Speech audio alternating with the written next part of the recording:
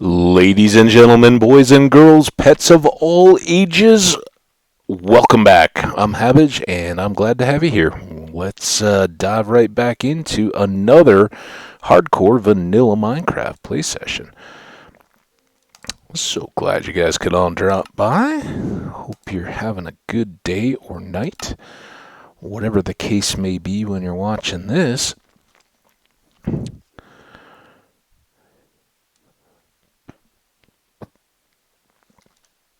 For myself, it is yet another kind of damp gray day in beautiful Colorado, but it's nice. Everything's getting just that little bit greener. Some of the flowering trees and some of those kind of things have already done their thing, and it's kind of been a tough year for crab apple trees and apple blossoms and all that kind of stuff because it's been so off and on wet that they really haven't had those dry nice days for the flowers to be nice. What was what we were talking about with the they can kind of shoot at you when they're still buried in the lava. A little makeup advantage for them. So yeah, we're diving in here by running. I figured I would kind of get this process underway as we chat a little bit, kind of catch up on where things are at. For me, it's the next day RL. I played a few different sessions in what was yesterday for me, and that was a blast. But yeah, I think we may be in a limited session today, and not because I'm not enjoying it or having a blast, but I've had a number of the Dungeons of Dreadmore videos up, and had quite a backlog. I kind of ran a wild play session, and now I've kind of made it through most of those. I think today is the last one to publish, so if I want to have more kind of on a daily basis, I need to get busy on that game and get a few more sessions up. So it's kind of been nice. I've definitely had a few folks popping in. They certainly haven't gotten the same view, attention, or regularity as the Minecraft, but I don't know. I think I think there's less activity on Dreadmore, so if there's people out there that have enjoyed that game or are curious, would have a certain appeal. All right, I know this is going to waste a lot of food, but let's get going here. We'll be here all day. Now,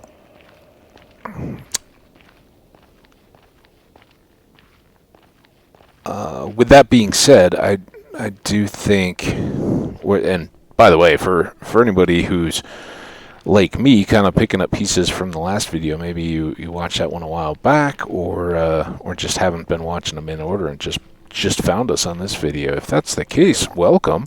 But also, we actually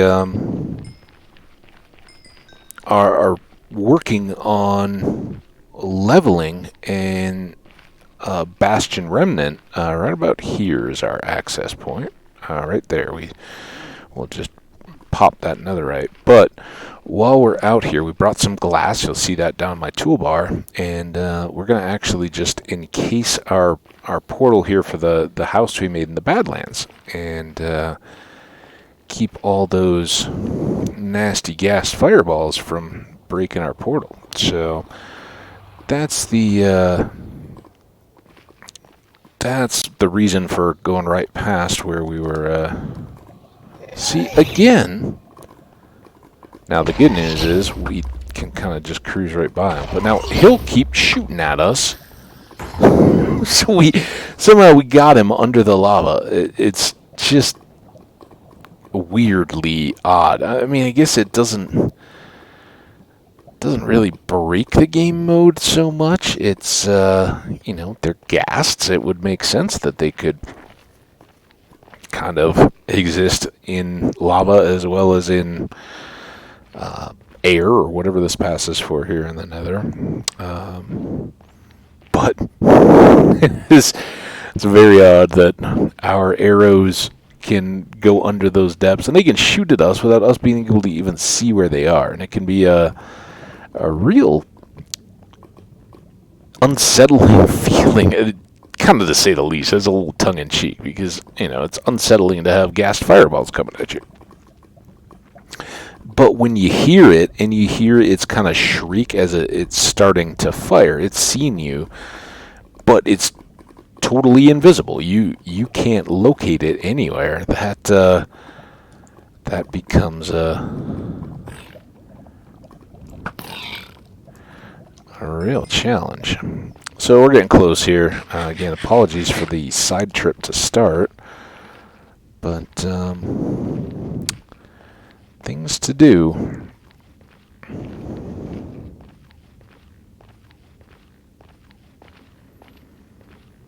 And I, as I've said in many past videos, and I understand, people drop in, they don't hear everything, so we'll kind of tell the new folks, I definitely like to keep a balance between, if you want to call it like advancement or development. I heard a thump. I thought maybe that was trouble coming for us. Between what you may call advancement, and in part that could be game advancements specifically. It could be, while they may overlap, but it could be going and killing the dragon again and again. We've already done it. We'll get one more advancement for summoning her again. But then that's it, and you can do that another, I think it's like 20 times that you can generate dragons. So there's still lots of game advancement stuff to pursue and have fun with. And I really do enjoy that content, but I think, as many people do, obviously, that that's part of why Minecraft is the smash hit that it is. But it's also how people get very burnt out, right? If you just go for the content, then you're one of those people that quickly finds themselves saying, Minecraft's a boring game. I totally beat that game in like a week, and then what are you supposed to do? Well, Minecraft is designed and really started more as a sandbox than as any kind of an adventure game. It's the notoriety in the future, further releases that have really made it, the more than what it had initially been. So definitely things to consider there. Now, the question is, do we...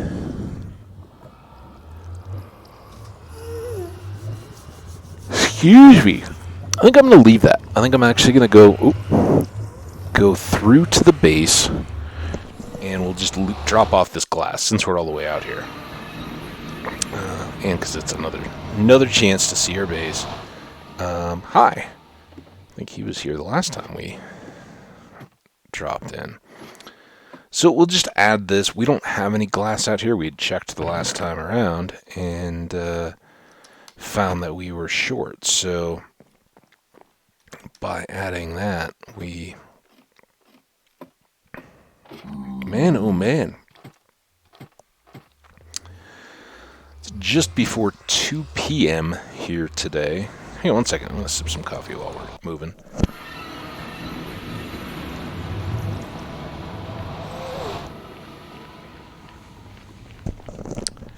And that is the middle of the day. But I'm not sure, obviously, just sitting down here, kind of closed all the blinds tight to reduce the glare, knowing I'd be in here, and settled down. This is a second cup of coffee that I usually make 2 with breakfast, and that's kind of it for my caffeine for the day. But usually, through that second cup well before 2 p.m. But I was out. Let's go hang out with some friends. It was my 2 weeks after vaccination day, and kind of not really. It was something that they kind of do regularly, and I just joined them. They go to a place that many people in the States here may be familiar with. It's called Topgolf. And for anybody who's doesn't have one in their area, or is maybe unfamiliar with the whole concept. So they build a building, and it's 3 stories tall, at least the one here, and then it's basically a driving range. So that the bays, or the places where you hit the golf balls at the driving range, are all enclosed on 3 sides, and they're open to the side that you shoot. And with heat lamps and everything, you can use them year round. Even in the middle of winter, it stays warm, because they just kind of make this pillow of heat. And even if it's windy and stuff, that all the surrounding walls just kind of hold the air in place. So even if the wind comes, there's enough pressure there, it can't really do anything to move it away. So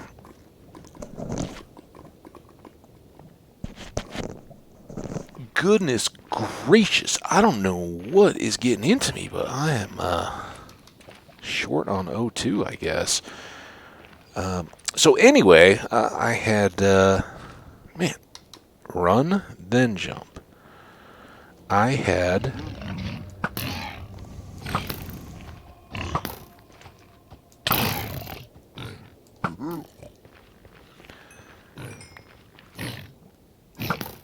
started my day kind of early today, knowing that was kind of something I was going to be doing, and wanting to get a jump on things. So worked out, and it worked out well for the weather too. All right, 1 second.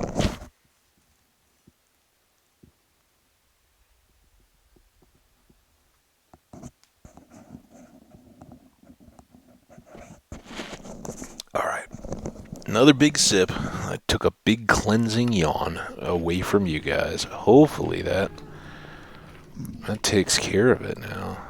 I saw him going up the stairs. He looks like a pig man, not the guy that came back after us, so we won't pick a fight. But we will push through. There's the guy.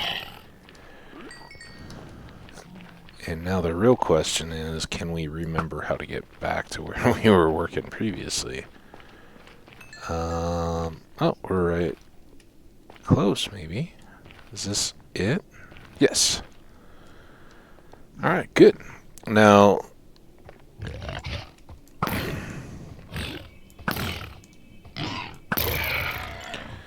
we had found in the last time we worked here, which was a couple episodes ago, I believe. I think we fixed all the tools and everything last time.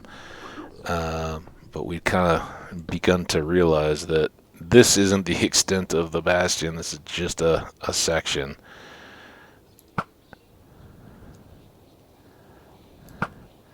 And this is kind of the advantage that we built in, was having a platform where they have to drop down and work around us until we really get caught up. So don't you dare, trucks, if that's garbage men again.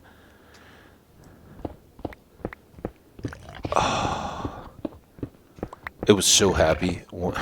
I was so happy when when I was leaving this morning to go hang out with my friends and do this Top Golf stuff, I heard the grinder starting, and I was like, "Oh, I'm so happy! I got hours. Do your thing, guys." Now I've got like some backing up beeping truck.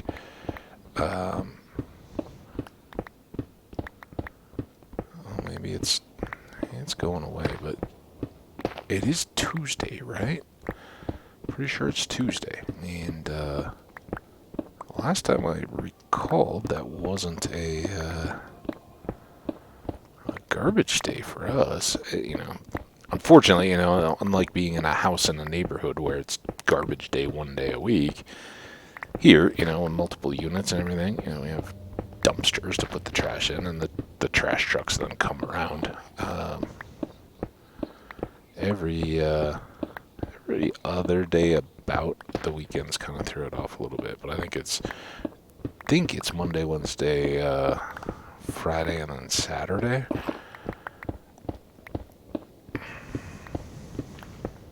So I don't know whatever that truck was.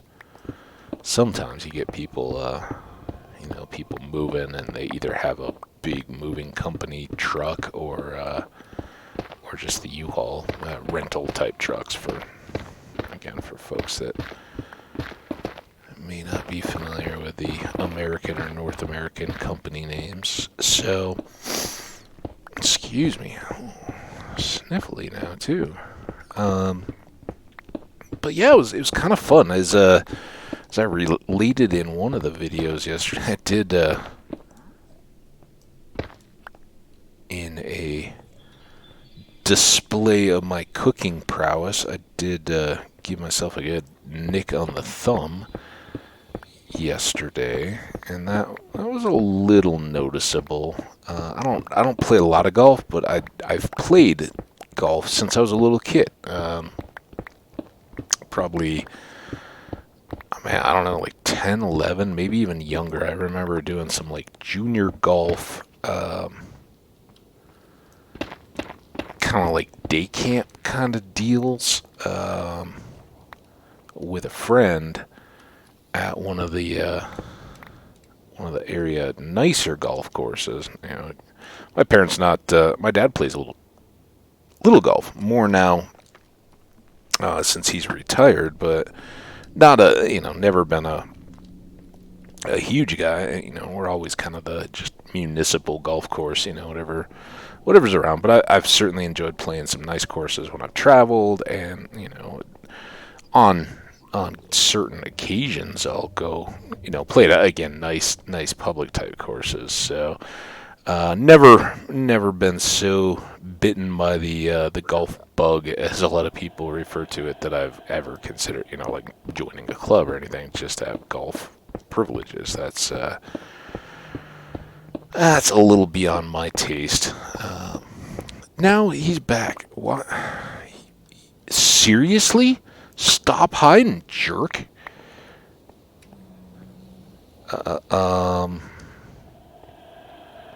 It's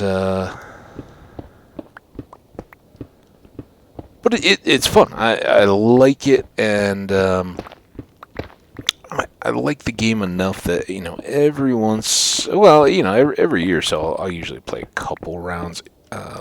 It's not much more than that, but I swear these guys are. Oh, now I've totally cut them off, so now they're going crazy.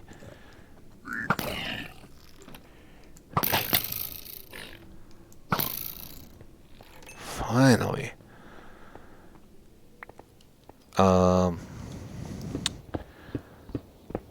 So yeah, like every year, I'll get out and play a few times, and I've certainly played long enough, and at various times in my life, played enough that I've taken a few lessons here and there. I've certainly learned in past years how to develop kind of a practice routine on a driving range. So I can go work on my golf swing, even though it's been years since I've really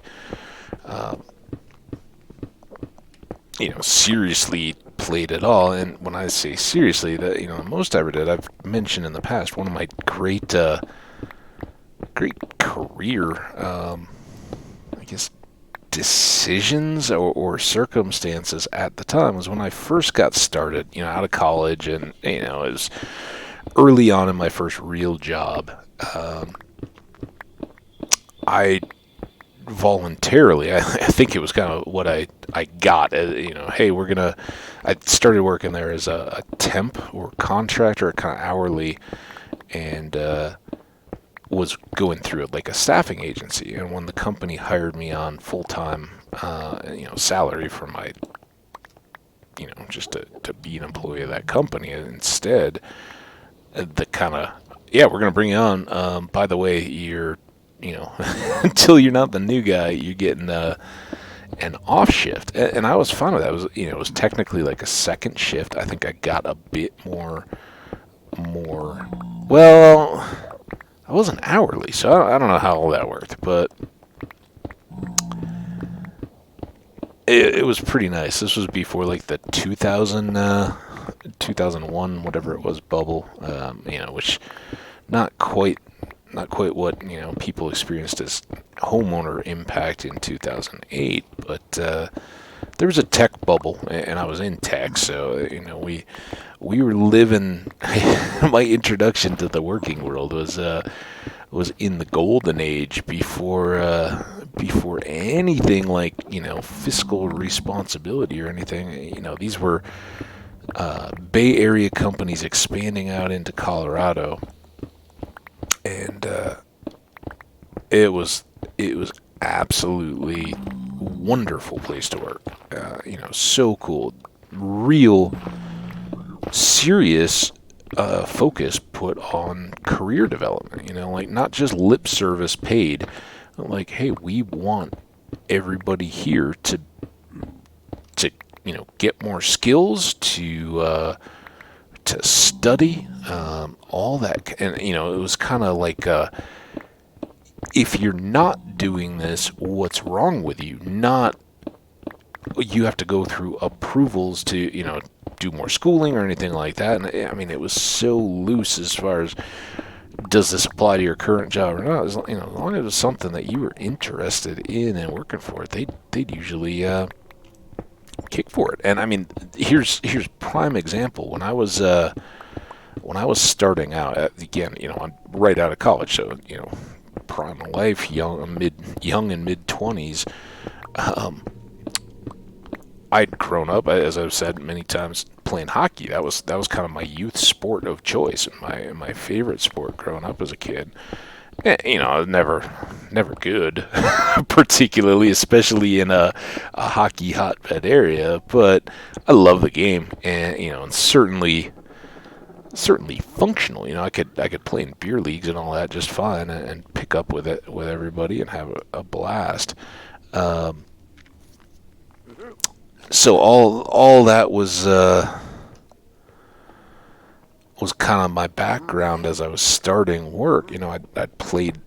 We didn't even have there was a club level, but basically I just played rec league hockey in school, and it was all intramural. It wasn't organized. We weren't playing anybody else. It was just other teams of students in at my college, and that was perfect level of interest and commitment in college. I had other stuff going on at school and all that. I didn't want to be like a member of a club sport or something. I just wanted to be able to play, and they had a student rec ice rink, which was spectacular. And actually, that was one of my college jobs, was working not so much at the rink, but just the rec center in general.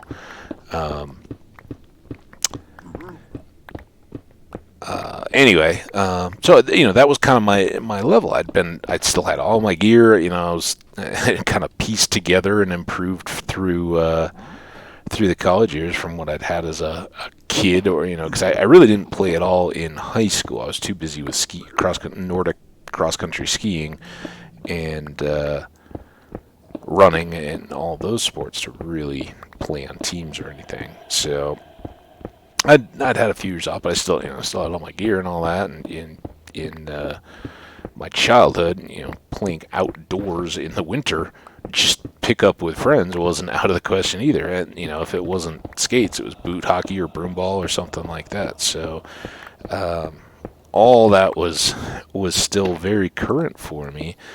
And so yeah, in college, I'd kept playing and had enough gear. Well, all of a sudden, my company, for no real apparent reason except that the CEO was a big hockey guy, decided that they were gonna. I don't know that they were the primary motivators of building it, but they bought the naming rights to a just community ice rink in what's now my hometown. I lived in the next town over at the time, but like right there, it was close to work. It was close to my home and everything, and it was awesome. It still is. It's a little more dated now, but it's certainly the kind of the premier ice rink area around to this date, and it took them a long time because the company's long since been acquired and totally defunct. But it took them a long time. Even some of the boards still have like the old naming stuff up, and they get a kick out of it. But so yeah, that shows how all these companies just had money to burn, literally. Like, oh, hey, what should we do now? Somebody gave me a recommendation that we should make a ice rink. Okay, let's do that. And then the next thing I know, it's like, hey, should we organize a team? The company will pay all, and out here, it's still like anywhere for indoor ice, you got to pay for the ice time. We didn't because the company owned the ice rink naming rights, so we got, and then I think the team still had to pay the league fees or whatever to keep those afloat. But the company just, oh yeah, that's team building. Even though none of the people were people I worked with directly, it was all just people scattered throughout the company. But yeah, they all. This is kind of what I've been concerned about. Are we creating a potential breeding, concentrated breeding, more than just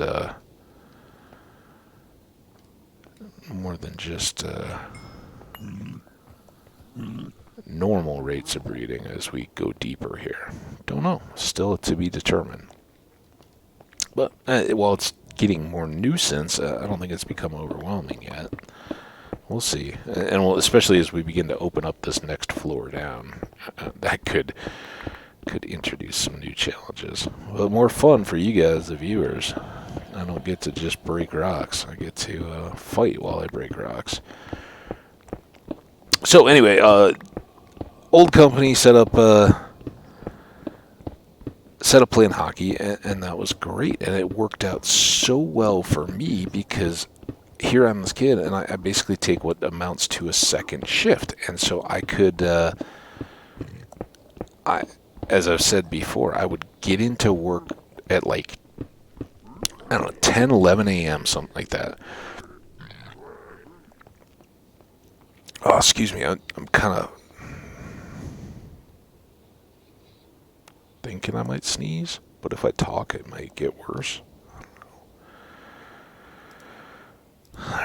All right, let's see who we can anger here.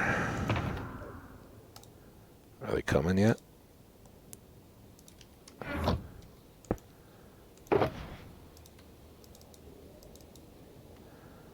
Alright. Seems to have cleared us up. Nobody's swarming just yet. Yeah, so I worked like this mid-morning to evening because we were global support kind of stuff. So we're a globally serving business unit, and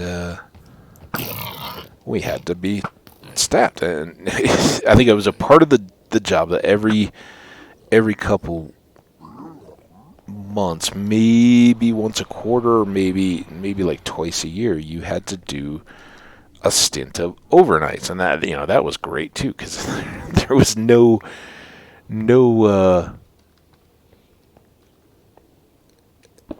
we were global and we were supporting the employees, but while it was a global company, the vast majority of the employees were in the United States, and we also had call centers in Asia and Europe. So, it was kind of, we were there for certain stuff if needed, emergencies and all that, so people didn't have to be on call all the time. There was somebody there to deal with the emergencies, and, if a specific person was needed, they'd reach out. But this, again, was very beginnings of cell phones, so it wasn't even, oh yeah, well, we'll just expect that person's around. Anyway, totally off on the tangent from that. Allowed me to do this kind of like discounted thing at the local golf course, where you could you paid, I don't know, like $30 a month or something, and you could get discounted rates on evening and morning golf. So like before 9 a.m. or after, I don't know, 6 something. Whenever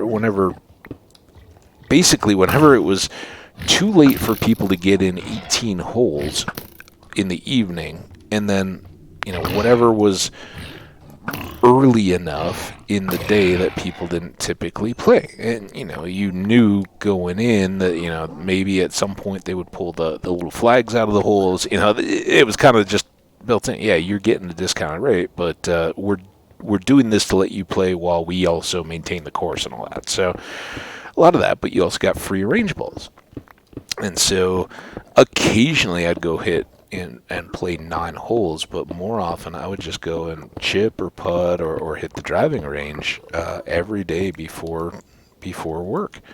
And it was such a good fit. And then, of course, I'm in my 20s. I'm ready to go do anything at any point for as long as anybody wants to go. So I'd grab some dinner on my way home, and everybody be ready to go, party or go to late movies, or I'd have hockey games at like 11. That was the crazy part. Our league, and with premium ice time and all that, adult leagues just kind of slot in. Your earliest game would be at like 9:45 at night, or up to like midnight. Nowadays, I can't even fathom that. Even then, it was crazy, because you'd go play hockey, and you're anybody that's worked out or anything. You don't just go from playing a sport to asleep in 5 minutes. That's not how your body chemistry works. You've been going. So you get home and be like, all right, now what do I do? It's like almost 1 a.m. and sleep is the furthest thing from my mind or my body. What happens now? And it was an experience. Definitely stuff to do when you're young now. Nowadays, I'd be like, oh, I couldn't even manage. And then, again, fortunately, the yawns seem to have stopped. Although now that I think about it, I'm sure I will again. Kind of one of those psychosomatic situations where you suggest the idea and then your body has to respond. That's why yawns are contagious, right? You see somebody else yawning, and watch it in a room if you've never been aware of this or aware of it yourself. Even if you go into a room full of people and just kind of pretend, like, it doesn't have to be genuine, but you can force a yawn, If you go in and just kind of hand over the mouth, don't act like you're trying to be obvious about it, but just, try to kind of act like, oh yeah, I'm yawning, but I'm not. And then watch around it. And people may not even be aware that they're doing it, but they will they will begin to yawn as well. So at least some of the other people in the room will just pick up on it and also begin. Well, I'd say that we're getting close to a room full here somewhere.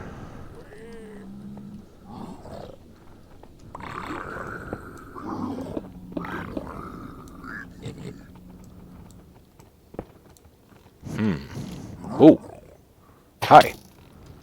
That's not my boat. They sound so angry. And what I would prefer not to do is unleash them all at once.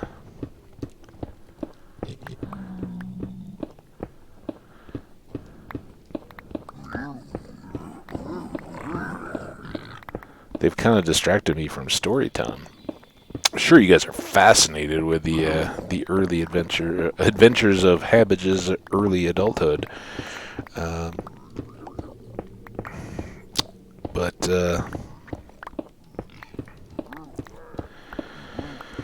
all that was to really say that even going just to hang out with friends at a place like Topgolf, which you don't have to be good at golf at all. Two of these friends, the ones that actually do it the most, it's husband and wife, and they don't golf at all. And they're admittedly not very good at it at all. But it's kind of like a driving range, right? You have some flags really close that you can aim at, and then you have some that are all the way at the back. And so you can, and that's, really how, if you go watch like pro golfers warm up or practice at a driving range, they're not just pulling out a driver and blasting away every shot. That's kind of fun, and it's nice to see how far you can hit the ball. There's something very human about, oh, look, I make ball go far. But, when people are working on a golf game, it's often said, if you want to improve your golf game, putt, because you will always putt more. You'll take more strokes putting than you ever will with you'll drive once on only the longest holes. But every hole involves putting the ball in the cup. Now, granted, you could get a hole in one, you could chip it in, but those are very few and far between. Most often, you will be putting, and for the good golfers, it's ideal, if they're just getting, a putt or two on the majority of the holes. For the novice, kind of the high handicap golfers, it's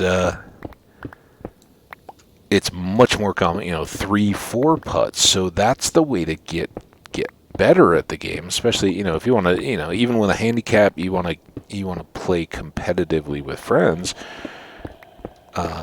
Spend that practice time on the putting green, not on the driving range. And then when you are on the driving range, think about the clubs that you then use the most. Most often are going to be the short little chips and pitches and lobs and things like that as you get close, because again, not every hole is really long, and even on the short holes, you're going to use those kind of skills. So practicing with short irons and mid irons, at least as much as you do as a driver, is really important. So all that being said, I can go to a place like Topgolf and have a lot of fun, because I remember, all the various components of my swing that I've worked on in the past. And really, especially, it's why they often say, your first round of your year is going to be a really good one, because you haven't started thinking yet about all the things that you want to improve on. So you don't get in your own head, about what you're trying to fix, what holding your elbow in or something like that, whatever little tricks you're working on. You're just going out and hitting a golf ball. And come on, get.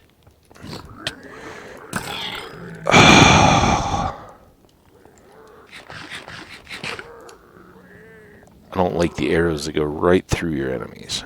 That really gets old. So I did that, but again, the cut on my thumb that I put on there yesterday was definitely not ideal for swinging a golf club. Got a little, it wasn't bad, but it just irritated, very distracting as you're trying to relax and just swing smoothly and all that good stuff.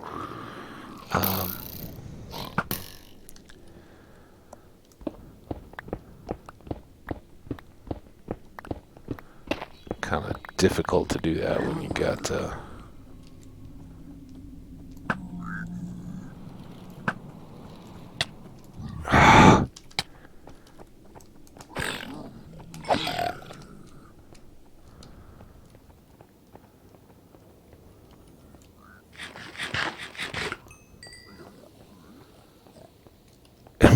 we've still got like just crowd noise going. And now we're full again? Oh, man.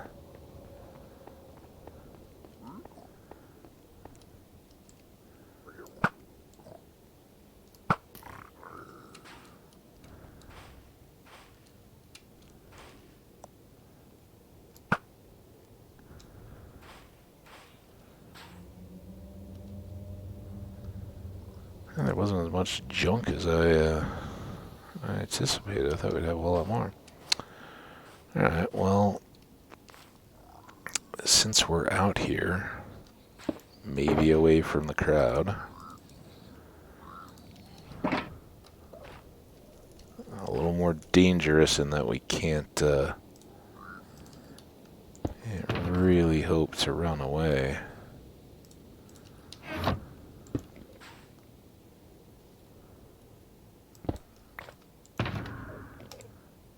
You're done. Oh wait, we were doing duns over there, I think. And I think blue was our random stuff. And full.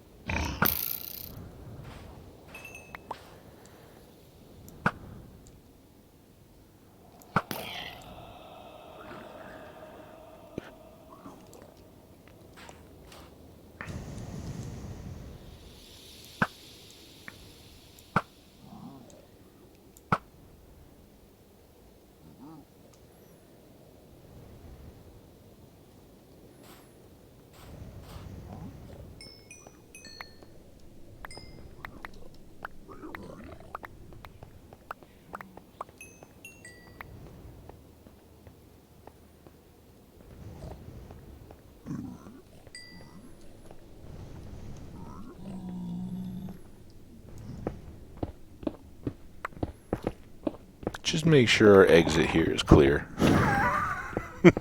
I have a feeling that at some point here we are going to be running in terror for our lives.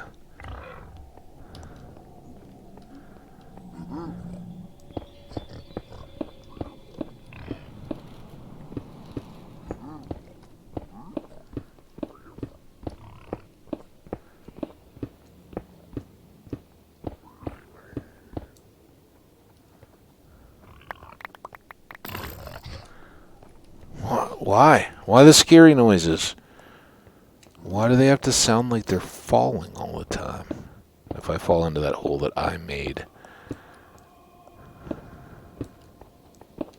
Got nobody to blame but myself.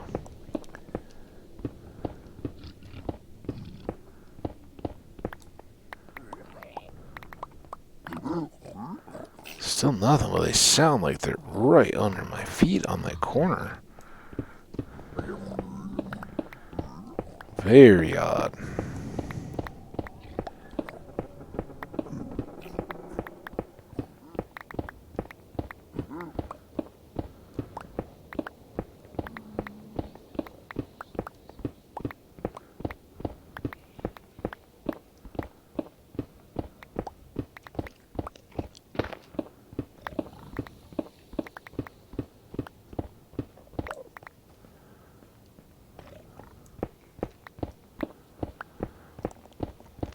I do still wonder if the cracked bricks can be converted into the polished bricks in any way, or how that all can work out. Or can they be made into slabs at least? You know, maybe we could do all the cracked into slabs, all the polished into walls. Something to set them apart.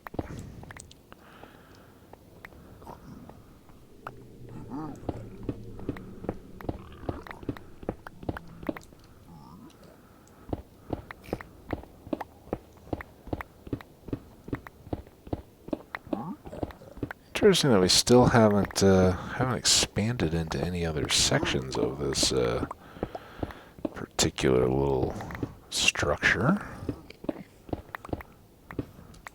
Kind of thought with that edge we might, but now it seems to have kind of just gotten back to a big rectangle again.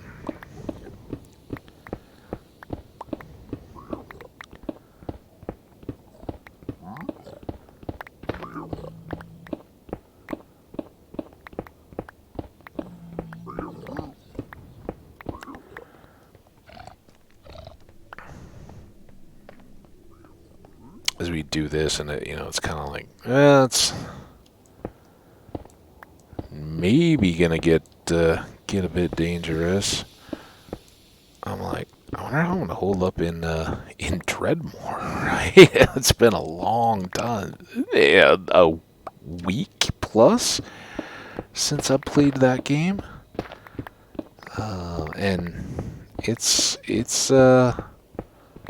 hardcore too, it's in the sense that you lose, your run's over, you gotta start all over again. And we've been doing pretty well, so I hope I don't mess it up. I don't remember at all. I think we're like in level 8 of 15, maybe? And I don't at all remember if we're just reaching a level, if we've done any of the stuff in it, how our equipment is, any of that. It's all totally random to me. It's all just garbage.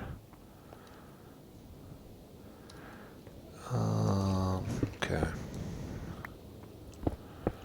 Keep thinking I see holes. And all those snorting pigs up this corner are gonna get me at some point. If we can avoid unleashing them all at once, that would be great. I don't know if that's going to be possible, but as we were first, was it this one or was it the last one? We were first coming in, there was a huge room of them, and they were all just stuck. Couldn't get out, and it actually became pretty easy to clean them up.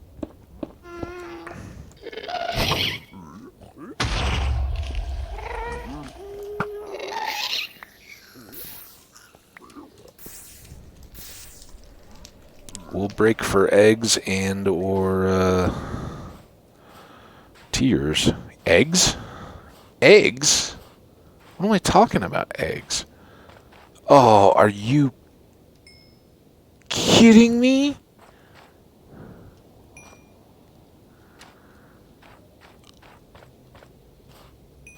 Oh.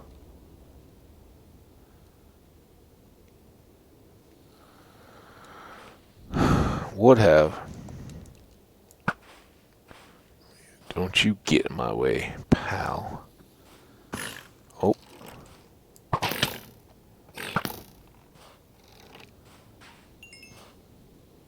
Got more? Any more you want to play? Alright. You go away.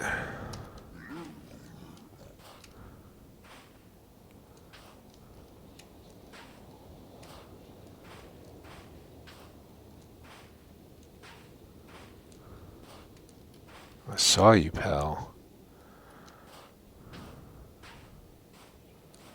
I don't know where you ran off to, but oh boy, look at them all. See, is this spawning? Or is this just them coming up? Oh.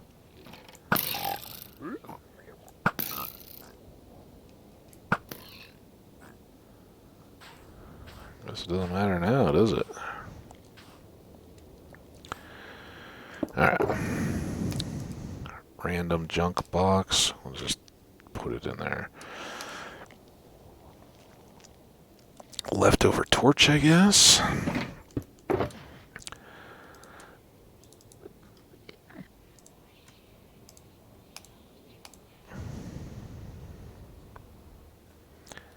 And I guess we'll put the quartz in there.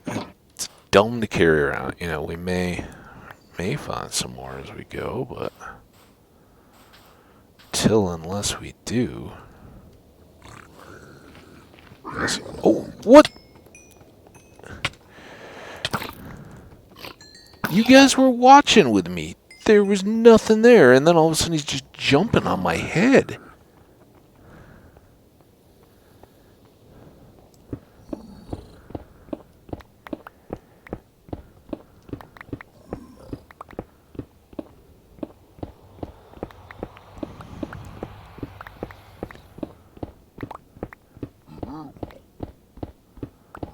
I was just going to say, well, I think we're kind of putting ourselves in a little canyon here, but I don't think they can spawn on the sand. We know they can't.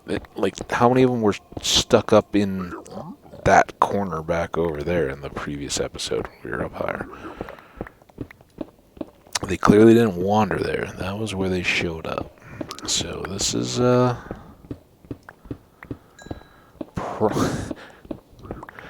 it's one of those things that has a great potential to go horribly wrong.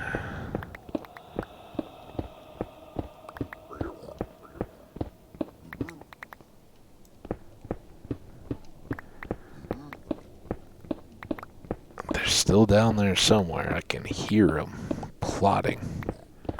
Alright, can we still get into this stairway? Because we will need to shave that if the corner, becomes too far back. We cannot let that become a inaccessible or difficult spot. It's got to be top priority. Quick getaway if needed.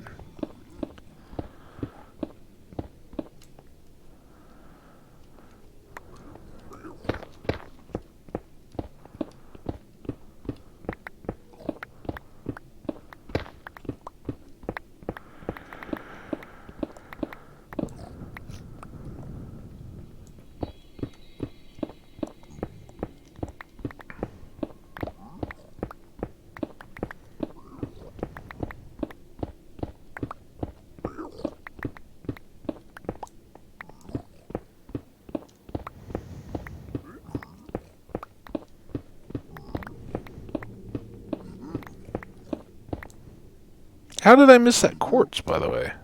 Okay, I guess I've been focused on different priorities after the last episode. Oh, that was my hole, but it was only one deep then, so I don't feel so bad about falling in it then.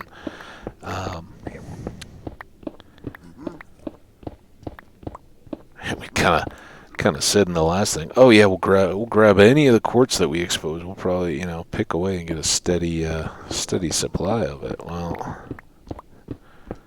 after going on a quartz specific run, we have a pretty good surplus. I think at least enough that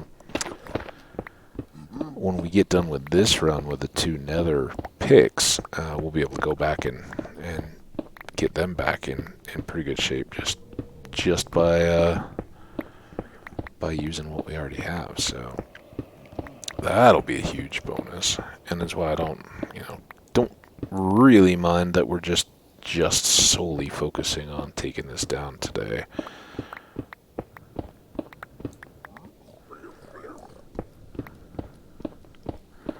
I hear you talking, piggies. Talking your piggy language. I'm the big bad wolf.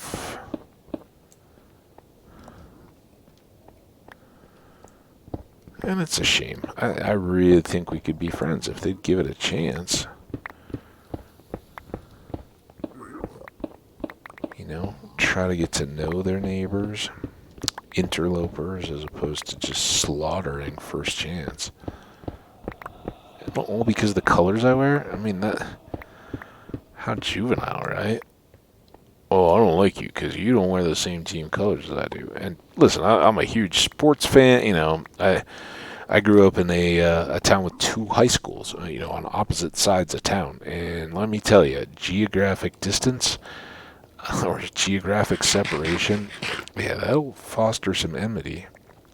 What was crazier was when I was in grade school, they decided that, you know, my sister, I've said before, was 4 years older than I was, and is. We still are. We're just, those 4 years feel like a lot less when you're well into adulthood than they did when you were kids. So, you know, when she went through grade school, our elementary school, which, you know, is kind of primary school for folks on the European side, that went kindergarten through sixth grade. So 7 years. And kindergarten usually was half day. You'd go morning or afternoon, and they'd split it. I think that was kind of before the popular full day kindergarten became a deal, which, you know, is ultimately schools allowing more mothers to participate in the workplace. But when I went through, you know, you did a half day, you know, kind of kindergarten taught you about the school. You became familiar with all that, but it wasn't a full day. The teachers had 2 different classes and basically did the same stuff. And, you know, I think it's good and healthy for kids at that age to get a digestible amount. And then you know, we were at that age kind of unsupervised play, you know, probably less so than I recall, but I mean, we just go roam the yards. We had, you know, pretty, compared to what you see in the developments today, we had very large, spacious yards, you know, and in my particular neighborhood, there were no privacy fences. There wasn't like a homeowners association or anything like that had rules. It just was kind of the deal. You know, a few people over the years either had pools or whatever and put up, you know, what today would just be considered a privacy fence or chain length waist high to keep a dog enclosed in their yard or whatever. But pretty much the whole neighborhood was fair game, and you know, you would just go climb the neighbor's trees, or, you know, find somebody that had a berry type tree or something. You know, there's like an Asian mountain cherry something. I don't know. I don't know trees very well. You know, outside the main species. You know, I can tell an oak from an aspen, that kind of stuff, or maple, but some kind of tree in the Midwest. I don't think they're out here, but again, I'm not a kid. I'm not looking. They used to have these, like, you know, they kind of grew in clumps of like, I don't know, a dozen of these like berries. They looked like a little cherry. Grew on a long stem. They grew in these clumps, and they were orange, and they were perfect in a slingshot or, you know, wrist rocket. I don't even know if kids are allowed. You know, you'd probably get like reported to the school counselor for being a troublemaker if you had one, but I think I still have mine, honestly. You know, that was right of boyhood. I think the parents and everybody were down with, if you're gonna shoot berries, even if they're, you know, hard and unripe, that's far preferable to rocks or anything like that. And you know, with the berries and stuff, you couldn't hurt anything. I think the most you would do would be to, like, scare off a squirrel. I don't think we were ever good enough with them to really hit much of anything that wasn't like a still side of a house or something. Anyway, we're talking about like high schools, right? So before I diverted on, yeah, when we were in kindergarten, we just kind of ran amok, go play. We so so you started out and you were going K through 6 in your elementary or primary school, and those were all very neighbor. It was a larger than as a kid you thought of as your neighborhood. It wasn't just your neighbors, but they each grade school probably covered I don't know. I'm sure they were calculated how many schools they needed based on population or whatever, but roughly they covered a 10 mile circumference or something like that. I don't know. Well, it was like a larger neighborhood area, and for the kids, these were the people that you met that lived closest to you, and many of them I still vaguely keep in touch with today. They're probably not so valid at this point. Most of the friends that I had like from high school and all that were more scattered and would have gone to other primary schools. But we went in under the impression that we were going to go through sixth grade. That was the deal when I started. Well, along the way, they decided, no, that's not how we're going to do it anymore. We're going to take what had then been, I guess, secondary, and this is where it kind of splits up a little bit from the European model, I think. So we have middle school or junior high here in the United States, and high school can be grades 9 or 10 through 12, and junior high is typically grades 7 through 8 or 9. And then in my community, they switched everything right as we were going in. And so, when I was a little kid, it was you went to your elementary school through grade 6. Then you went to junior high for grades 7 through 9. And then you went to high school 10 through 12. And they, for whatever reason, decided that, no, that's not how we're doing it anymore. We're going to now have a middle school as well. And I've talked to, with people around the country and all that, as they've, we've all become adult. Like, oh, what did you guys have? So that we switched it, and I haven't heard of anybody else that did it exactly like this for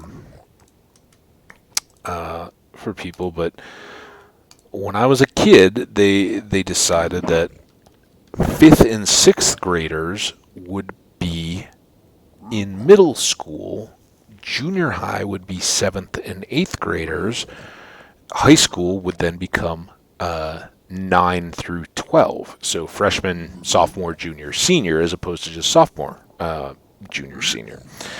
And I don't know what the rhyme or reason was. I was a kid in the middle of it. But even then, we thought, this is crazy, because we had already been playing hockey. And ow, hey, stop that. Oh, they got me surrounded. You go.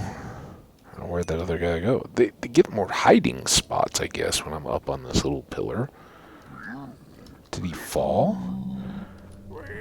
There you are. Hey, come back here.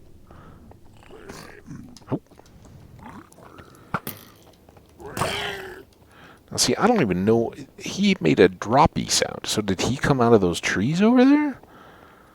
I'm sure they're all angry about me opening and closing these chests.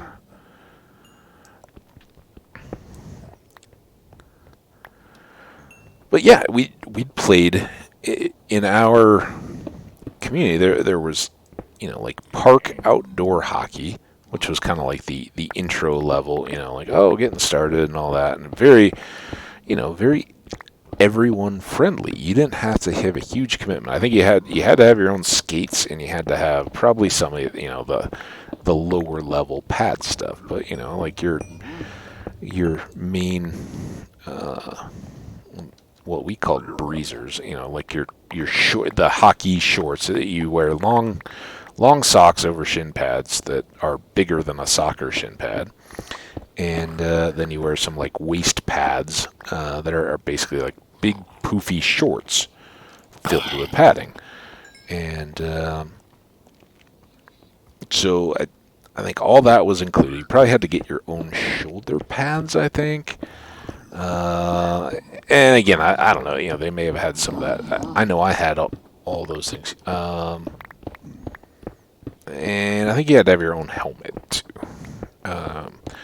But that was Park League, very, very approachable. But then, much like today's club, kind of club baseball and football and some of those kind of things, basketball is very much this way, where anybody who's serious about the game, you play in a much more structured deal. Well, where I grew up, that was through the high school feeder program. The high, it was kind of, I guess, probably like Texas football, or some of the places where high school football is the deal, right?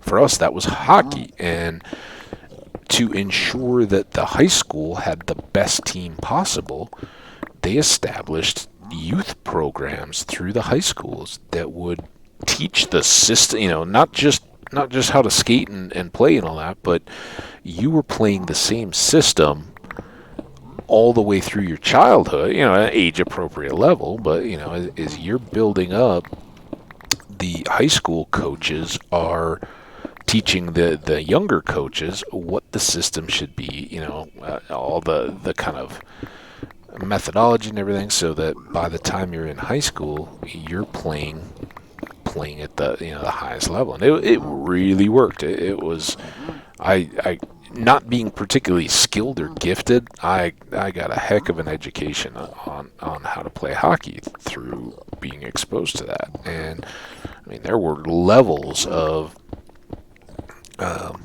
team. The top teams at each age group were kind of the feeder to varsity, and I was like 3 levels below that, and that's how much interest in teams there were. And, there'd be tryouts, and you'd get seeded into these various levels of teams, and so we knew as very young kids. I mean, so we're like in 4th grade, because when they announced it, well, probably 5th, because when they announced it, I went into middle school in 6th grade. We thought we were a big deal, because we never had to be the 5th graders in this middle school. We just went in the first year. We were the old kids, and hey, it's no big deal. My sister, I always joked, she went into high school as never having had to be a freshman. She was the first class of sophomores to go in with freshmen underneath. So she, we all, it was, everybody found the best way. But they took these two, and it was probably however they calculated it. They just didn't need as many elementary schools. It's all demographics, and what is the age of the children population of the town. So they didn't need as many junior high schools, where they had 2 that mirrored the high schools. So they had 2 7th, 8th, and 9th grade schools. Instead, they said, all right, we don't need that. Baby boomers or whatever are growing up between generations. So we've got fewer high school age kids. Let's make the 2 high schools each have an extra grade. And then instead of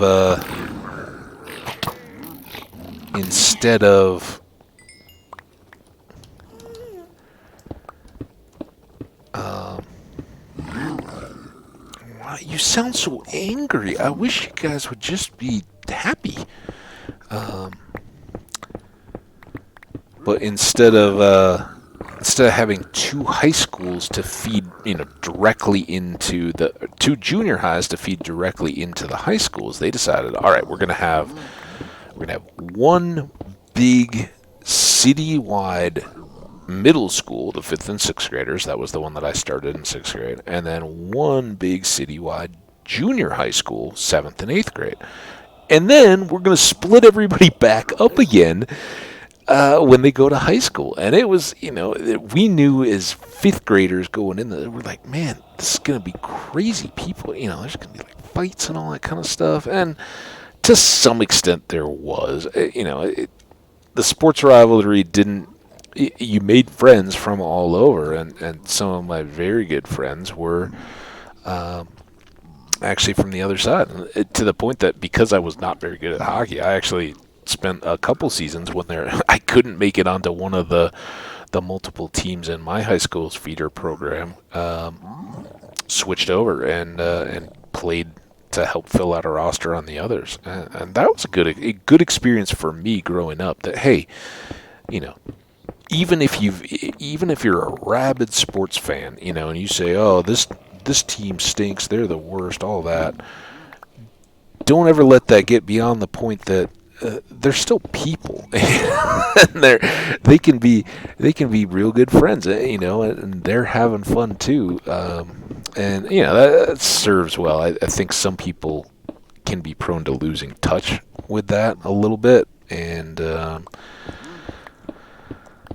I'm just as subject to it as other people. It's always good to have a reminder to not let sports passions get beyond people. Hi. Oh, you're a pig. I thought you were a pig man. Now, what did we open up for you? Ooh. This is what we needed. And I can maybe...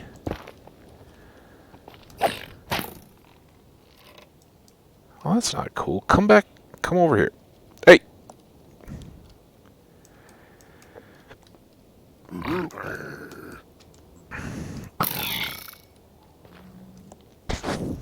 Anybody else? How are the noises over here?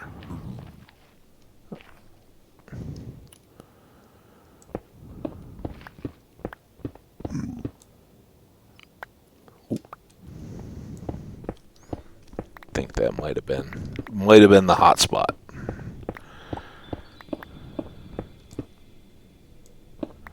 Now, I don't like having those pigmen particularly right around here, because if it gets hot and heavy, they could get caught in the crossfire and blame me, and then that's when we need the escape hatch.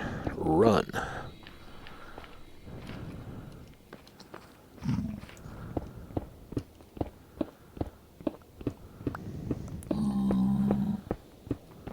And to show how serious I am, I will now remove all access points to get back by clearing this out. Oh! I thought I was going to spleef ya. For those who don't know, spleef is a Minecraft mini game where you knock the floor out from underneath other players and drop them. Either into a void, like, it's all minigame. It wouldn't be in a real world usually, unless you make an arena. But even then, you wouldn't be playing in hardcore. So you either drop them to their death, or just into a pit or something they have to climb back out of. Fairly widely known, I think, among the playing community. Oh, so yeah, I don't know. Now I don't remember how we got to talking about schools and grades and all that, except that it was these cross-rival or cross-town rival high schools, where they then fed the whole population together and then split it back up again, which is very odd, and it seemed very odd. I'm sure it made huge fiscal sense for the community, but it was even stranger, and it probably did just reflect the demographics, because I remember being a very little kid and went to a daycare at a lady's house. It was across the street from yet another high school that had been in my city, and I think kind of in the time, the high school that I ended up going to replaced what had been the original high school for the whole city at the time, and it. So when my parents built our house got a lot. That was kind of how they did it, and why my neighborhood was kind of uniquely, I think, free of HOAs and all that kind of stuff. It was never. Now why is he running away? You took a pot shot at me, man. That's not how we play here. We must have just gotten a pack.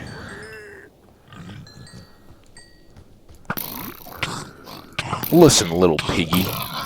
Yeah, I don't need you.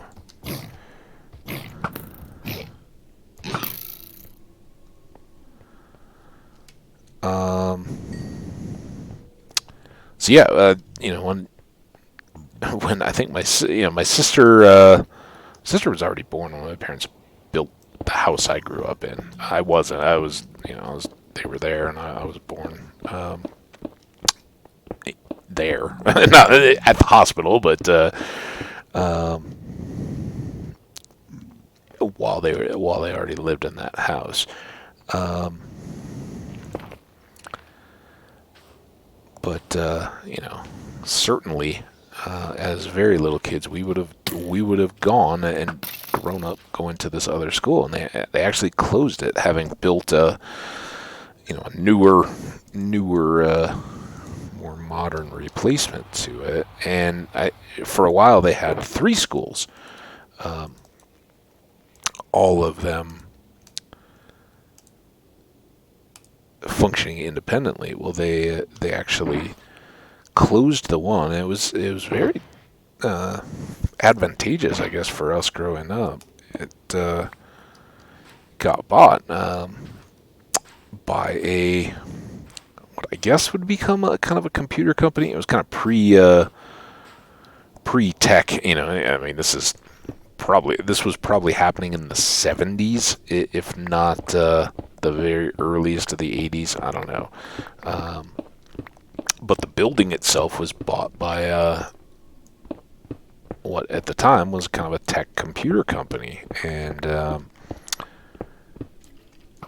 part of the deal, as I understand it, was to get these. I think the upper grade schools had computer labs well before that was a thing in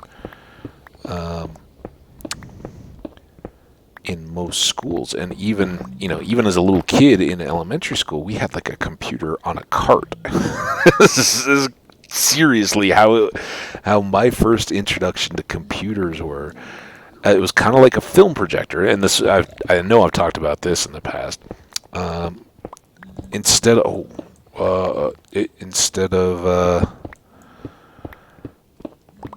now I can't even begin to guess how they would handle this kind of stuff in schools. Now it's probably not me. It's just like, hey, when you go to YouTube and watch a documentary on so and so or whatever. But back in the day, there weren't even TVs.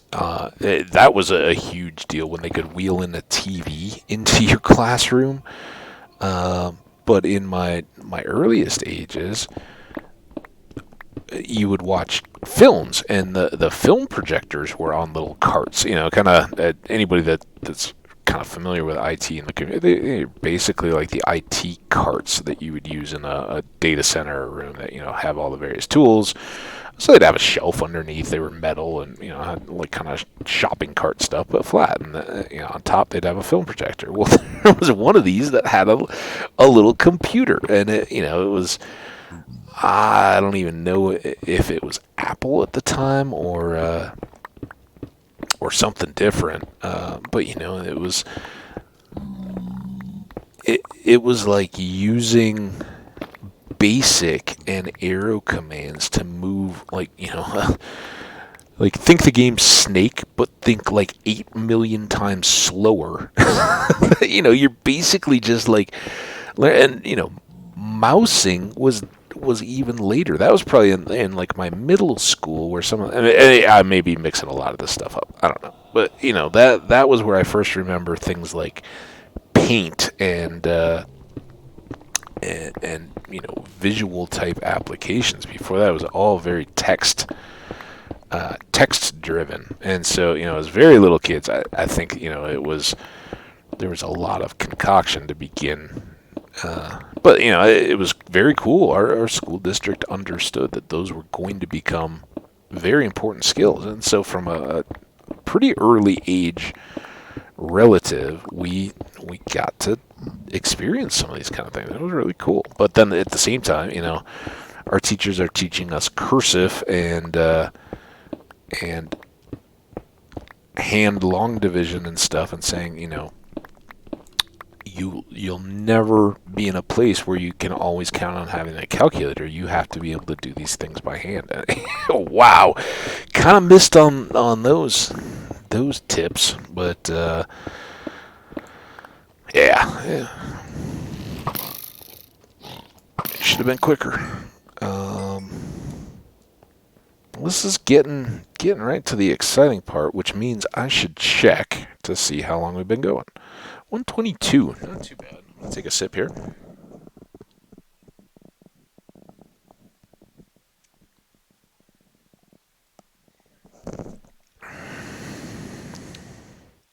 All right, and we're back. Yeah, more holes and fun to be had. We may finally begin to branch out a little bit more too. Let's nom up here a bit, and because it'll be chaotic and exciting, let's just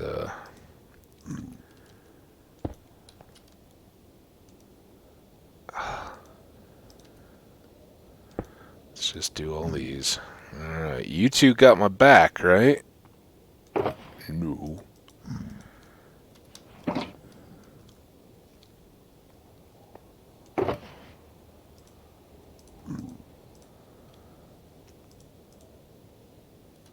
Oh, how much more of the gilded is around?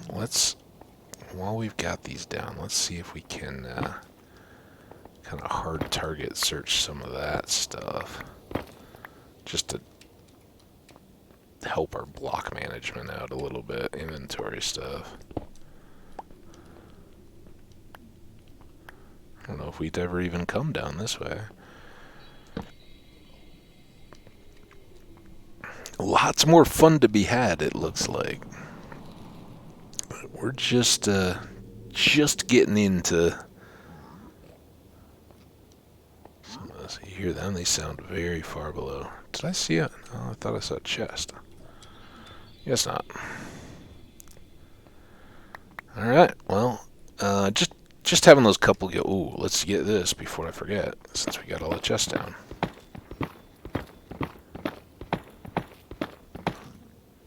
That was ancient for a second.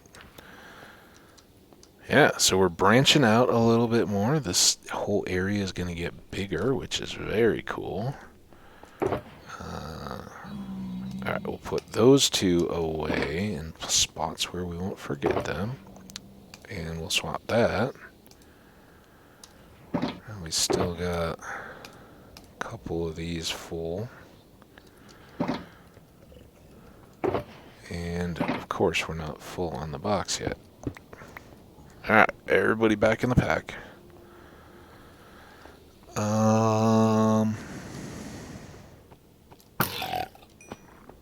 One. I'd like to take 2 levels if I could, but I don't know if I can manage it at this point.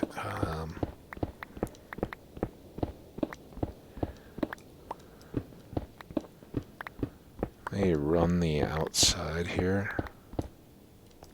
It's just the regular pigment style.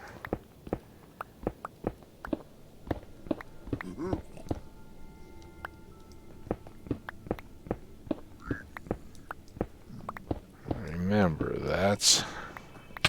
Oh! Oh! Get...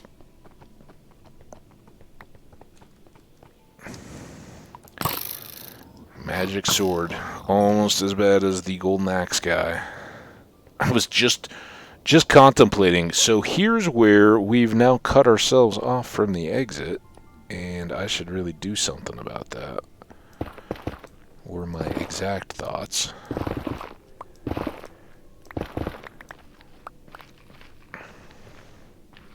And now we've got all this coming into play too. Now, how did we get in and out? Because we remember that that's not...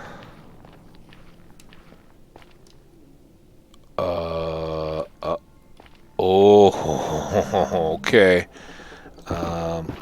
Yeah, we need to be very careful. Oh, oh, oh, oh.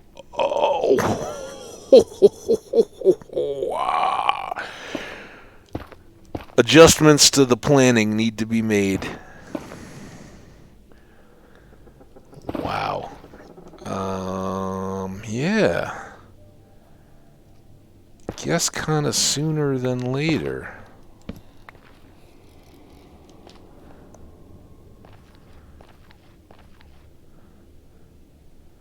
Never always block your exit. I don't even know how far back over our staircase was.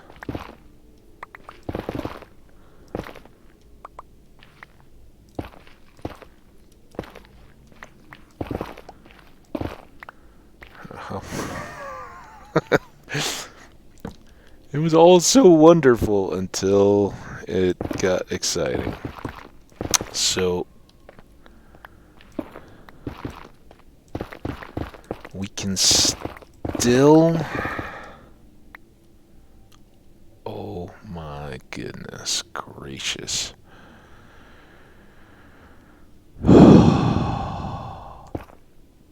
I might die here, by the way. Maybe not in this particular episode, but this may cost us the world.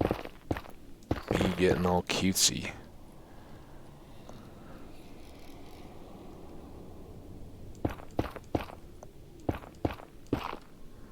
I don't even know how we're gonna...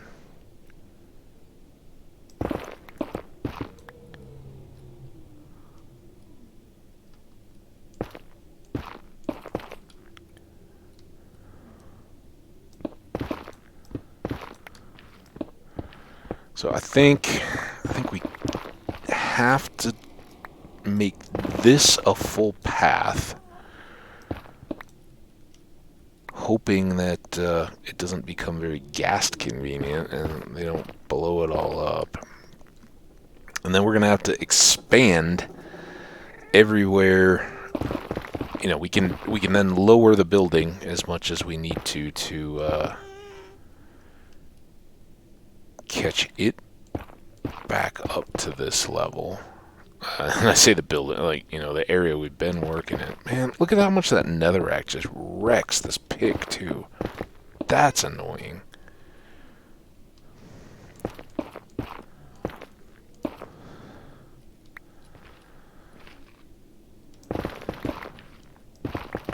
So I'm just going to clean up all this stuff over my head that doesn't matter at all. Ooh! Hey!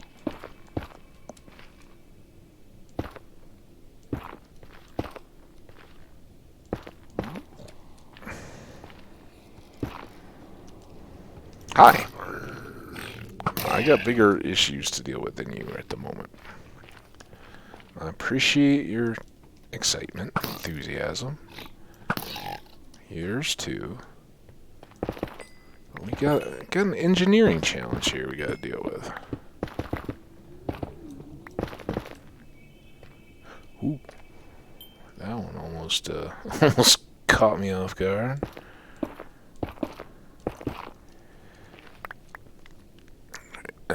how much more here? And are there holes?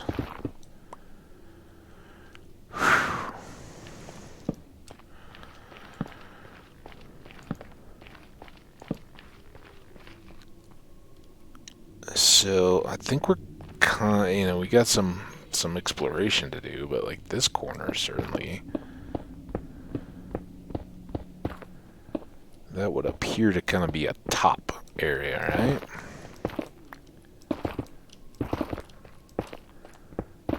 Or not. Prove me wrong.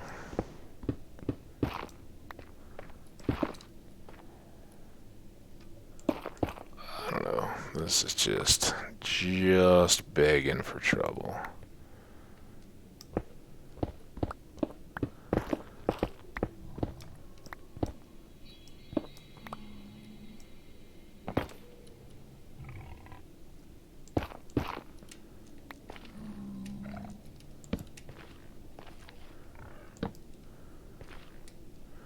Well, let's see. We're up out of the remnants, ruins, whatever.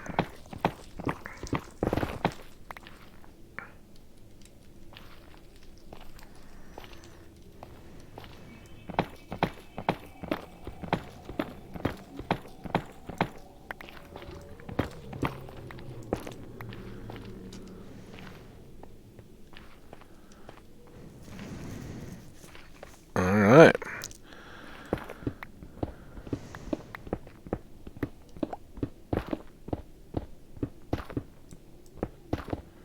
All right.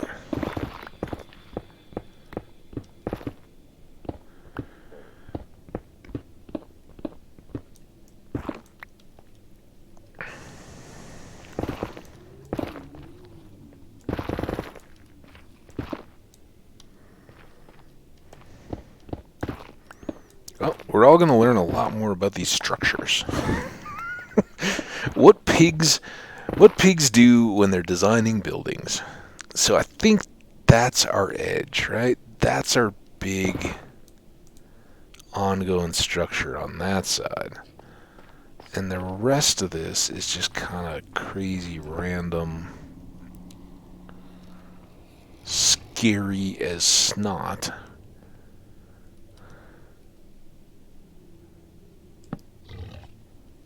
Because, I mean, if stuff just decides to come running after me from who knows where, I could fall a long, long way.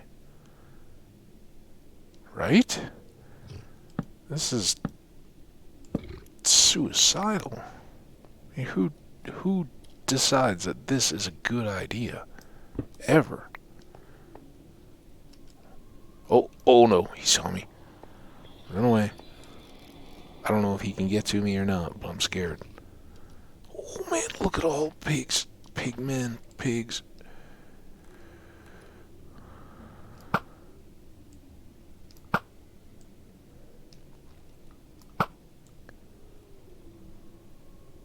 They're all just terrifying.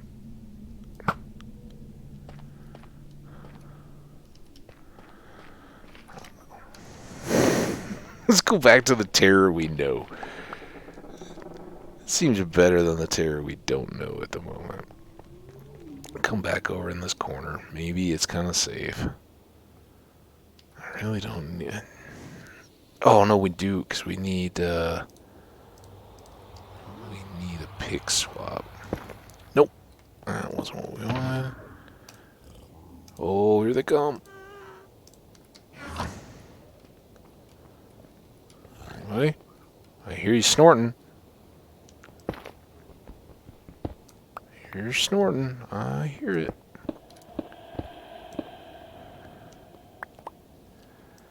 So yeah, how about we just take off a layer? See how that goes.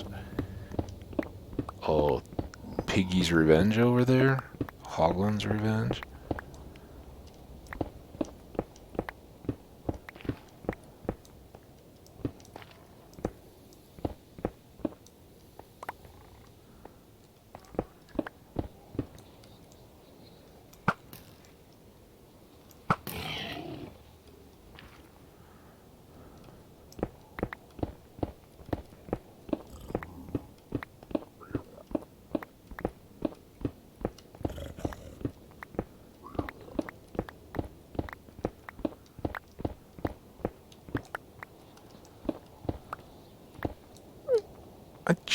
killed you?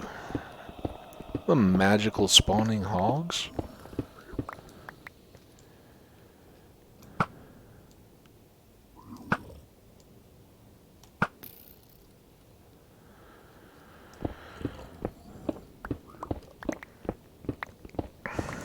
I guess the good news is we get a lot more of this gilded stuff. I don't really have an idea of how to use that particularly yet.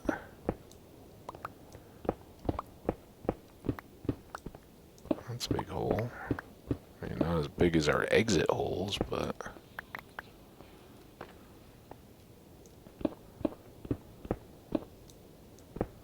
it's definitely becoming a little more Swiss cheesy. Apologies to all my my Swiss friends out there who may be watching. When I had the opportunity to stay as a kid with a Swiss family, we're very close family, friends, distant relative type stuff. My grandfather's cousin and this family's grandfather were, kind of same town, best friends stuff. And somewhere further back, they had some connection, but whatever it was, they were great people. And as I'd shared before, the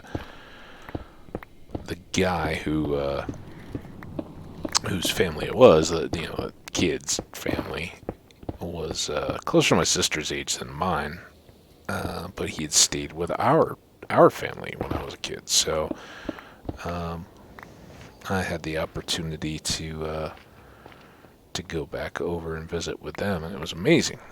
Just total, any kind of extended travel like that anywhere in the world will make you so much more of a global citizen that it's amazing. You'll never listen to the news the same way again. You'll lose that. Oh, we're right. This is how the world works because it's the way that the world that I understand grew up in. It's not how it really goes. So, but I'm so grateful. One of the funniest things I remember is they wanted to share so much about their life and their food and their culture and their country and all that. It took me all over seeing stuff, and the mother in particular was just an incredible cook, and one of the first things that we did, they kind of had like a cheese fondue thing, but it wasn't so much fondue. It was like these little like oven-y type deals, and you would put in this cheese into these little like oven-y earthenware type dish things that would then go in and kind of bake over a heat source type deal. As I recall it, again, this is a long time ago, and I was in total like, not shock. I was having a blast, but I'd basically flown transatlantic solo, as a high school age kid, and jet lagged and all the rest, and I've taken like some junior high German, right? And this is an opportunity for me to get better at speaking German, right? With these families, and two different countries, Switzerland and Germany, so both having different dialects of German was an opportunity. And I'd like get off the flight, they all greet me, everything's great. The mother, she was a teacher of some kind, and I think it may have been English, but basically she could speak fluently. The dad could speak very well.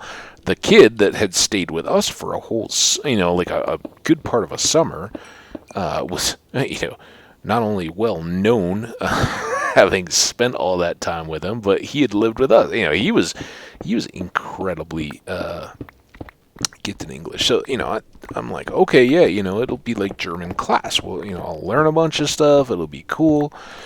So I get off the plane, I meet them all, and this is, other than the kid, this is the first time I met the rest of the family. And, it's awesome. We're doing all that. And we get my bags, get everything going. We hop on a train to go from the airport into town. And the lady is so nice and sweet. I still remember her face as she said it. She's like, so we're so happy you made it. We understand you're getting settled in, but, you're here to learn German, so pretty much from this point, we're just going to speak German. If there's an emergency or something like that, you understand, we'll say whatever you need, and we'll help you out. But otherwise, here you go. It's on now. And it was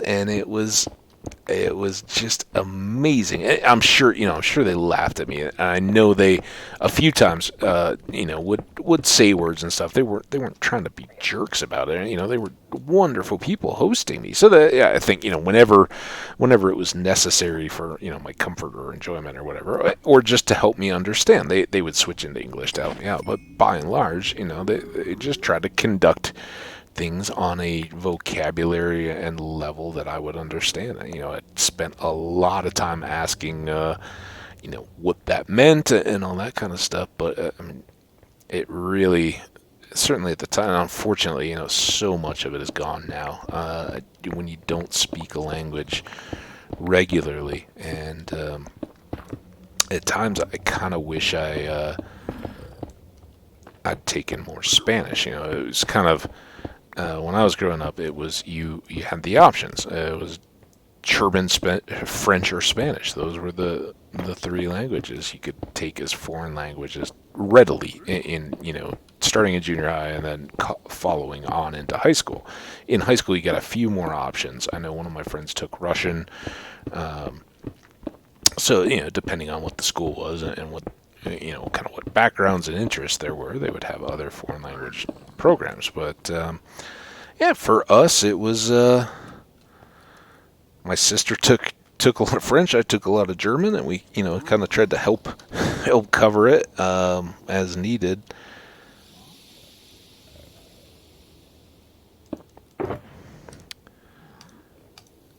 Okay, now I need one of those. It's gonna get hostile here. Purple.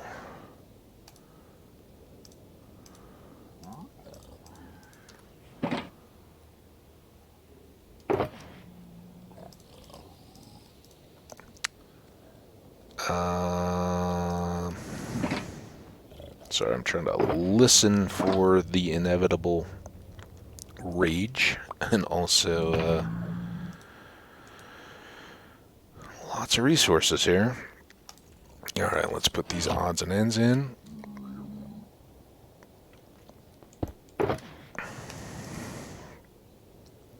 The old blue box. And now they'll come when I pick stuff up.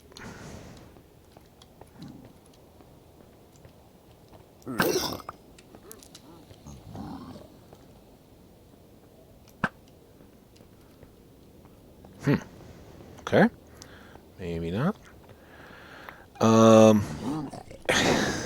So out of all this, I'm like, how did I get on this story now? It's definitely memories of childhood day, I guess. Cheese was what we were talking about. So very shortly after this train ride back, where I still remember, like, I'm like, clearly, I've just flown a long way, and I remember on the flight, I felt so grown up, because I didn't touch a drop of alcohol in high school at all. Again, I was very much cross-country runner, track distance guy, skier, and I was the one that was doing the DARE program, going to talk to other kids, younger kids about why to stay out. We were in the height of the Nancy Reagan Just Say No programs and all that, and I fully embraced it. That was I was endurance sport athlete. Didn't need any of that kind of stuff to have a good time. And ooh, now what? It's just buried in there.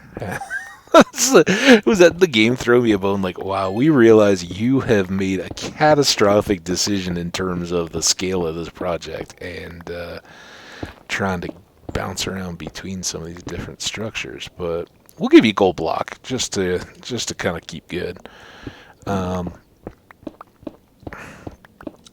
Hey, look at all this opening back up, man. Oh man, what have we begun here? Good news is, I think time is winding, so we'll probably wrap this up.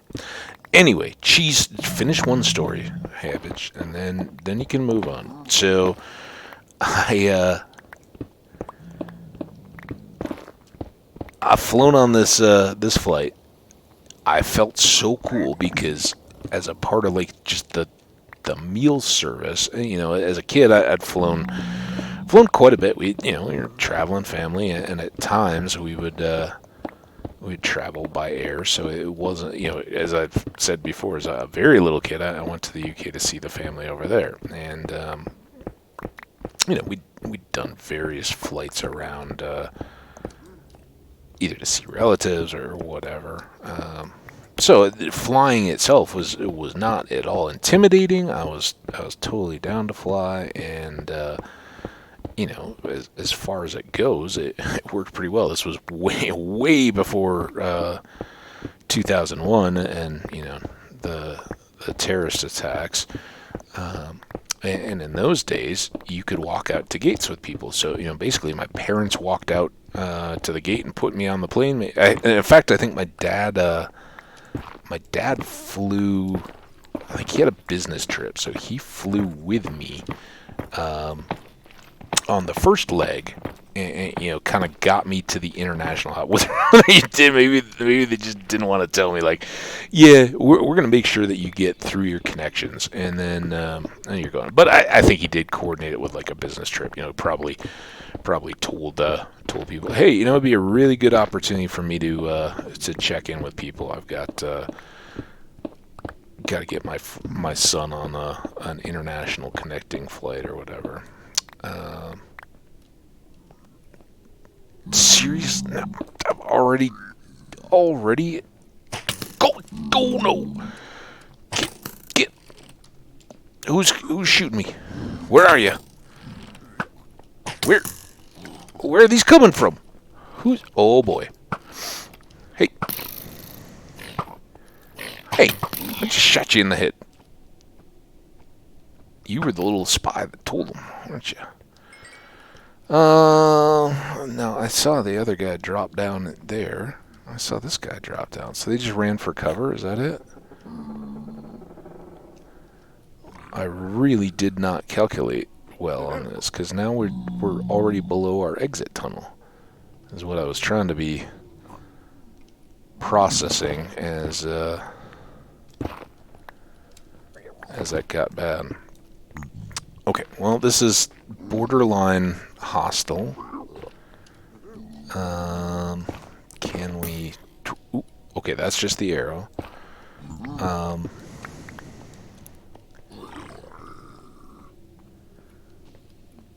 I'd like to finish the story, and I have a feeling we need to kind of wrap up the episode, perhaps. You get out of there. I don't like you. You're trouble.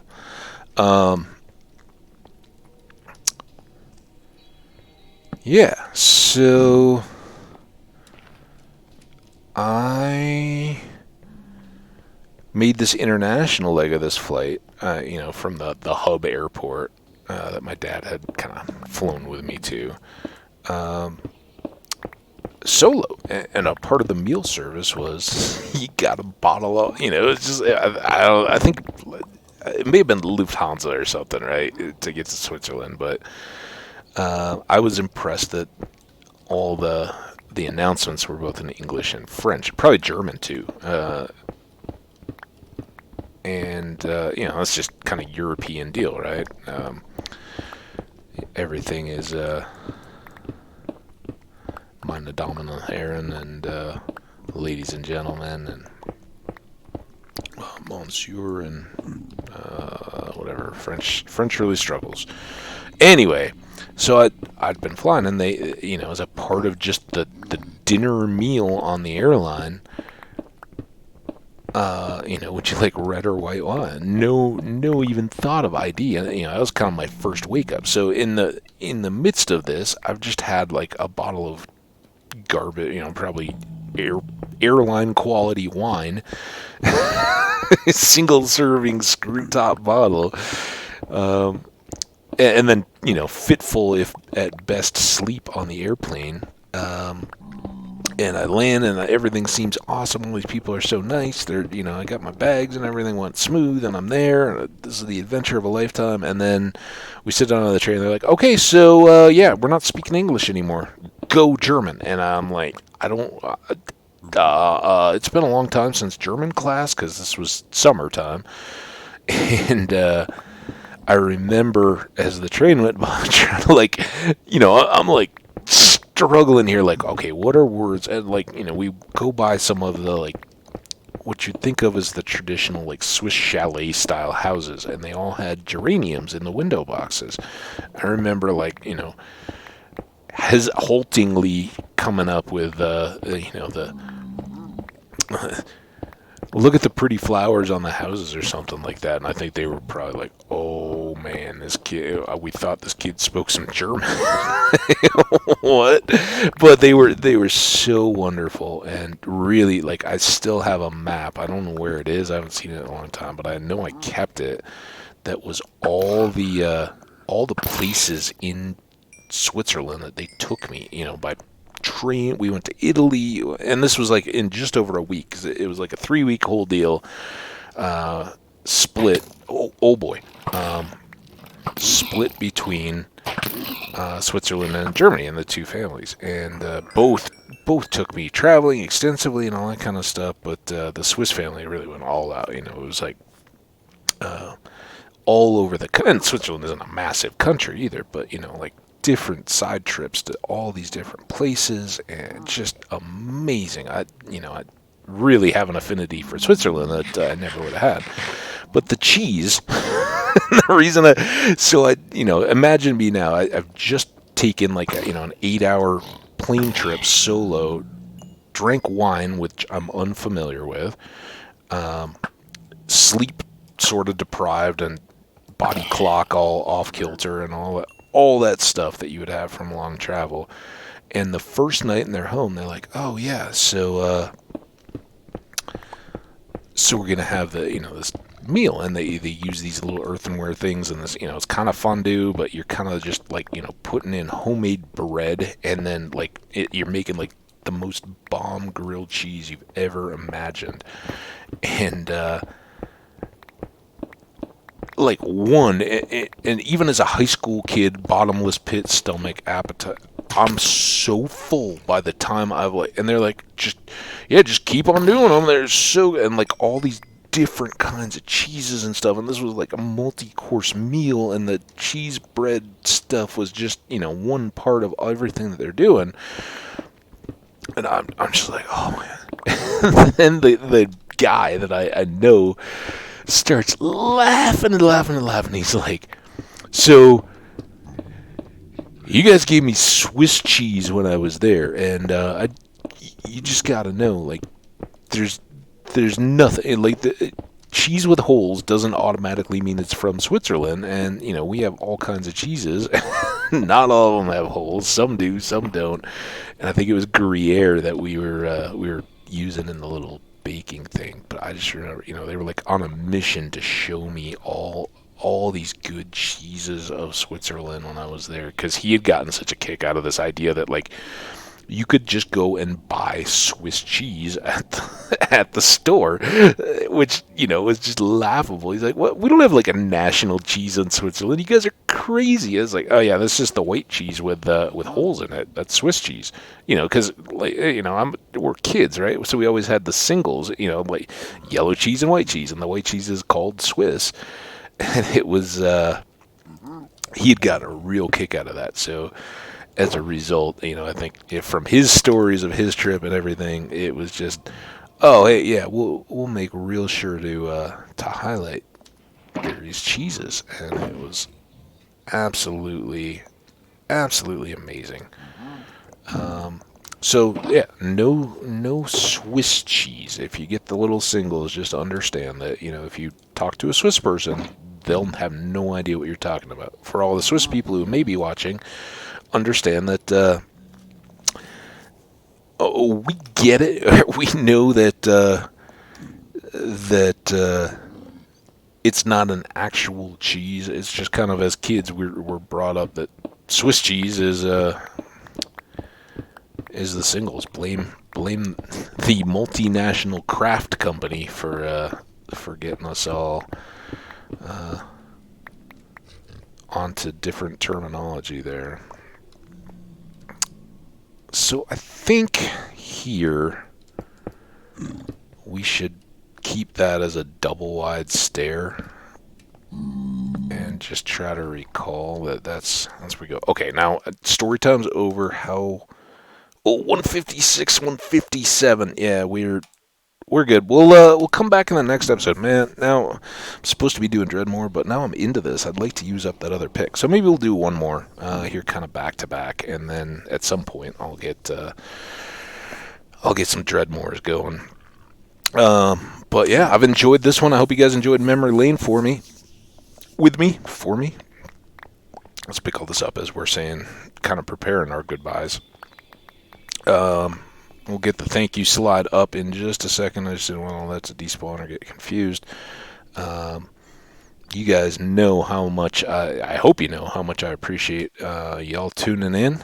It is absolutely an honor to see you guys watching the videos, and I do hope you're enjoying them. As always, I appreciate the hitting the like button if you're watching in a position where you can do that.